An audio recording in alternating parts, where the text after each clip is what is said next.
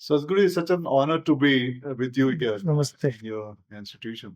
What I was impressed with in a very short time, of close to a decade, the expansion that you have done, which obviously is for the betterment of society and for humanity at large across so many countries and set up so many education institutions, so many healthcare.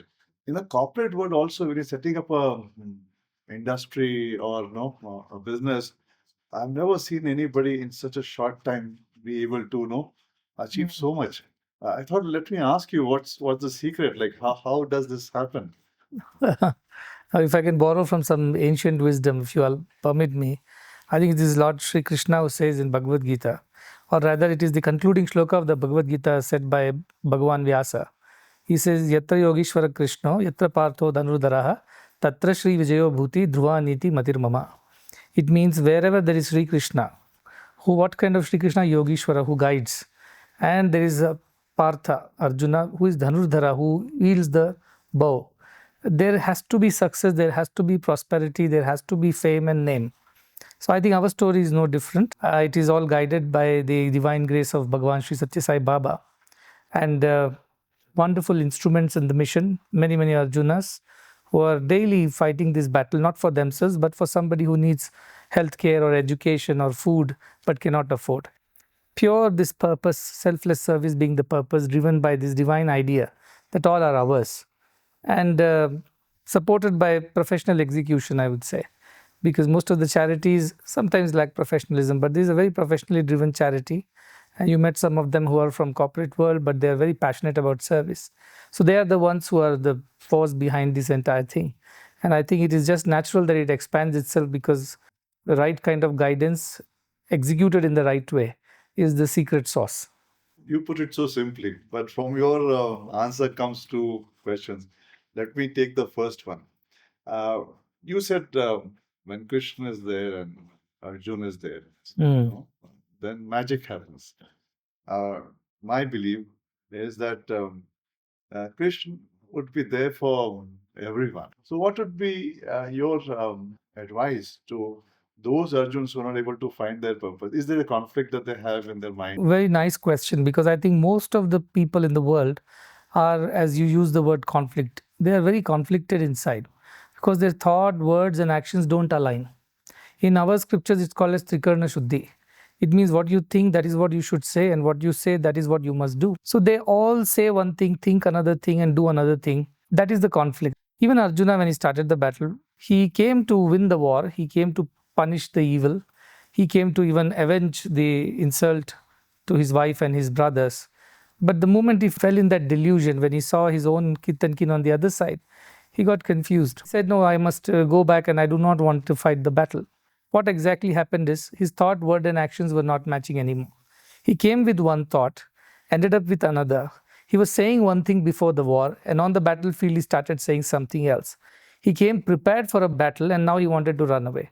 So this was the conflict. The most of the youngsters in today's world must identify what is their true purpose, why they are born. Some are born to be singers, some are born to be cricketers, some are born to be businessmen, some are born to be spiritual teachers, some are born to be social servants and politicians or whatever. When we identify that purpose and we stay true to it, then there are no conflicts.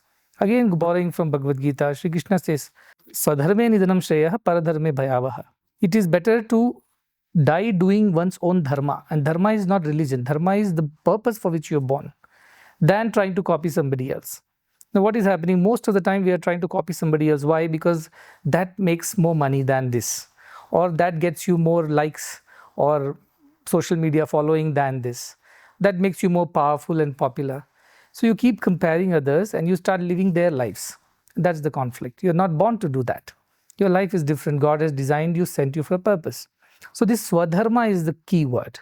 Once you identify your Sadharma, everything starts aligning itself. Then keep your thought, word, and actions aligned. And don't get deviated by these pressures from the society. Are you making enough money? Are you getting enough followers? Or are you getting enough business? Are you getting powerful? Are you getting promotions? These are all secondary considerations. But unfortunately, most of the time we are placing the cart before the horse. The end result is to get ahead or become more popular or wealthy. But the means of it are being not considered correctly. So I keep telling people that first you identify your purpose, and you know it when you do it. You are happy. Your life is a flow, as you mentioned. It's effortless. It's no conflict. You could be a singer, you could be a gardener, you could be a now vlogger or blogger, as they say. You could be anything. But once you do your purpose, you're joyful. There's no burden, there is no sense of effort. It's a free flow of your thoughts, ideas, and emotions. That leads to a happy life, and you will be productive. Because we have not done that, we have created a very mediocre society. Because we are all doing something else which somebody else is supposed to do. So I keep telling, in our country, every day we lose a good farmer and get a bad engineer. This is the fate of our country. A good singer and we lose and we get a bad doctor. And this is because of the other considerations where people are deviating from their swadharma. Arjuna was trying to do that. He started behaving like a saint or a sannyasi in the battlefield, saying that I will rather beg and eat than kill my own people and have their blood on my hand. And Arjuna was confused. Then Krishna says, you are a Kshatriya, born warrior. You are trying to do something else. Don't try to preach me. Don't try to confuse yourself with other ideas. That's not what you're born to do. So you fight the battle. That's the right thing to do. Whether you win or lose is not important. Important is that you do your dharma. So I think dharma is the word. So dharma is the key. Free, effortless flow of life through you. So amazing. Sometimes in the corporate world, when I see people who love what they do brilliantly well. They make it to great heights. They also see that a lot of leaders get created. They also see that they make impact to society. I think a very powerful message. I've not heard anyone put it so beautifully. I've heard different versions of it, but dharma. Now, whatever the dharma, do it well. Yes. And how to identify it is you will be joyful in when you're doing your dharma. Absolutely. And you know that you have met your purpose. Yes. And then do it very, very well. Second was I met your Arjunas, as you call them, and they have been very powerful leaders in the corporate world, and they Yes. have again been the best in the world. And I see them, I hear also the passion that they have and the love and respect that they have for you, for institution, and the way they are building it, and that and we see the results. But I said I've not seen any company, and again, in fact, I would get some of my young MBA students to do this research and show me that has any corporate, any industry built up at this scale, the scale that Okay. that not for any comparison, just to demonstrate that even a selfless action of trying to help society can also scale up at a speed which you can't imagine. A lot of people think that as individuals, as one person, what difference can I do to society? What impact will I have? How long will it take? It's a living example that when you have the right people, things can really move up well. So what impressed me with them was that the single-minded focus on doing good for society. Now, in the corporate world, the jargon used is kill competition, take a stab at it. No, if you hear the whole language, it is about destruction. It's about violence. It's about winning at any cost. Now, Yes. these leaders who were so good into what they were doing, now when I hear them speak, they're talking about that I have to make a difference to the whole world. I have to ensure that everybody's taken care of. I have to ensure that nobody goes hungry. If somebody falls ill, nobody goes below poverty line.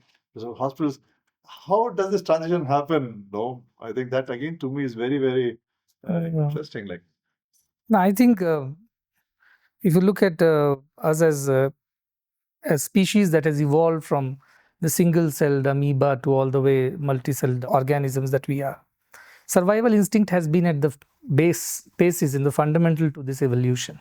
So I think first thing for everybody, it's survival instinct. And therefore people behave in different ways. All this competition is basically just survival mechanisms. So survival of the fittest is the law of the society or evolution. But in the spiritual world, it works the other way around. It's not about the survival of the fittest that matters. It is the survival of the weakest that matters. And that defines the spiritual laws. Now, if you think these as two separate worlds, just for a while, if you imagine. So in this world is the material world where you have to survive. Now, what is the option? Survival of the fittest is the option. You must fight for your place, your share, your growth. And that means even at the cost of others. This is the world. Now you come to the spiritual side of things, how you look at things. It is the survival of the weakest. Now the weakest get prioritized. It's no more about you. It's about the others who are more needy than you. Suddenly the laws change. So you don't kill anymore anybody. You don't fight. You don't compete. You don't destroy anything. So these are two very fundamentally different ideologies. Now, is it possible to synthesize the two and create a better combined world of the two? Maybe at places like these, where your survival is looked after, but at the same time you're able to live the spiritual life of helping others survive. And that kind of platform has been created. So why these corporate professionals who are doing very well in their jobs or businesses jumped into this mission? Because they realize this greater potential, where it's not just about your survival, and all are well taken care of in the mission. I always say charity begins at home. Look after your people well, look after their children well. You would find that most of their children study with us or they are working with us. So that's taken care of. But the moment they shifted to the spiritual side, they realized it's not anymore about their own survival. It's about everybody living, everybody surviving and thriving. That shift of the attitude happened. Now, will it happen to everybody in this life, or at this point of time, or at what point of time? Well, it's very individual. Depends on the circumstances in which you have lived, your whatever ideas that have evolved, whatever your ideas that have been shaped by the company that you have kept, and so many other things. So today you see most of the billionaires are on this charity bandwagon. They're all signing up that we also would do half of wealth. It's going. But these are the people who made the wealth at the cost of the society only. But then they were living in that world. Now there is a transition happening to this world. So they're finding a new ground. Somebody asked me in the US, very interesting, just to answer this question. What could have Bill Gates done better? Could he have done anything different or better which could have made a bigger impact on the world? Today we know he's working on various ideas, from healthcare to agriculture to future medicine and things like that. But of course, IT and computers being his forte. I said, if only he did not worry about the top line or the stock market price or the balance sheet and revenues, and had made personal computing more affordable back in 80s, 90s. Today, the internet revolution would have reached the world 20 years earlier. Every African kid would have had a computer to himself, and the world would have been much richer than what it is today. But then there were survival instincts. Today they are not. That time it was the survival of the fittest. Today he works for the survival of the weakest. Therefore this sudden shift has happened. And it will happen to everybody sooner or later. The sooner the better. But I think it's an evolutionary pattern. From the survival of the fittest pattern to the survival of the weakest pattern. And it's a process that we must all go through. So let us give ourselves the time. And so I'm very hopeful and very positive. When I meet people, I always believe that if they have not yet done what they're supposed to do, then they're going to do that. The best is yet to come from them. And I think the whole world will take to that path sooner or later. I think it's such a wonderful thought. And if corporates imbibe this, the world would be such an amazing place. And businesses will also thrive. I would be surprised if businesses don't do well if they're able to come to the philosophy of survival of the weakest, because everybody talks of customer obsession. Who is a customer? Customer is someone whom you have to ensure that he or she gets the best for what they want and what they would require. I should also now start talking of a reverse trend, carrying the spiritual world philosophies into the material world philosophies, and see that how do we transform thinking, that how do you demonstrate businesses which work on spiritual principles and deliver very well. I think it's interesting. And also what I liked is that once you have been in the game of survival of the fittest, you realize how meaningless it is. Absolutely. You move towards survival of the weakest, but that is where the purpose and the bliss is. We are all born to give. That is the fundamental thing. So trees give, rivers give. So we are designed to give. When we don't give and we take, that's when we are in conflict. But when we start giving, we find that fulfillment, that completion to ourselves. That's why over a period, everybody changes to this side. But had they started on the right foot, things would have been even better. I also like the internet revolution. I think it also began, a lot of people invested a lot of money and then they could not get the return, so that became cheaper. So I think, like you said, in the material world also, it forces them to reach a spiritual place to be able to continue business, or it will destroy businesses. Absolutely. And I think it's an investment that you make in the society. Your returns might come late, your margins might be smaller today, but it will compensate for the size of the market that you have created, not only for yourself, even for your competitors. Let everybody live and let live is the philosophy. So you have created a much broader market. Imagine we have denied at least 300 million to 400 million kids this level playing field because of our considerations of profit margins, and which I understand is important. But today you would have had 300 million more customers, which you have lost. So that think long term. Let me come to your spiritual thought process now in terms of your evolution as a person. I think you have been part of Puttaparthi Sai Baba, and you've been Yes. studying there, and then you moved on. And then you became taking his legacy forward, his thought process forward, and the way I met him a couple of times, Indeed. the way Sai Baba would think and speak. When I speak to you, it reflects there. So how did this happen? I was born in Chhattisgarh, though we are Telugu speaking people, but at least 3 generations of ours lived there. So we are more or less Chhattisgarhis or North Indian people. My maternal grandfather knew a little bit about Sai Baba, and he was slowly, he became a devotee. He was conducting spiritual activities, and once in a while we would go and participate because we were 100 kilometers apart. So on weekends or on some holidays, we would go there. So I was always attracted to this idea of spirituality and service. That was one of the biggest message of Baba. Was he redeemed religion and spirituality from the shackles of ritualistic worship and connected it to social service. That is his biggest redefining of religion and spirituality. So this is something that attracted me, because I come from Chhattisgarh. I saw a lot of poverty and deprivation, and that touched my heart that somebody is doing this. So I think it's not about his divine side that really attracted me to him. It was more about his social work. Anyways, I landed up in Puttaparthi for my graduation studies. The situations at home back then were not so great. So I thought, this is a free institution, let me support my parents. So I came there and I studied there for 7 years. I did my BSc honors in chemistry, then MSc in chemistry, and then an MBA, all from the same institution. And during these 7 years, a transformation took place because we are continuously living, learning from him. And as students of his, they are very lucky because they get most of the lion's share of his attention and guidance. So that inspired me to do something like he did. I wanted to stay back and serve there, but he told me, I have a plan, you go out now, work, and then I'll let you know when I would like you to come back. So I just obeyed and I finished my MBA and left. I was in Bangalore for some time. 5-6 years later, I found out that he was not keeping too well. I wanted to come back quickly because I didn't want to lose the opportunity to serve him directly. But then he had some other plans. He moved on, he passed on, Samadhi happened. But I had some spiritual experiences of his continuing presence in my life. From there came the guidance from the beyond.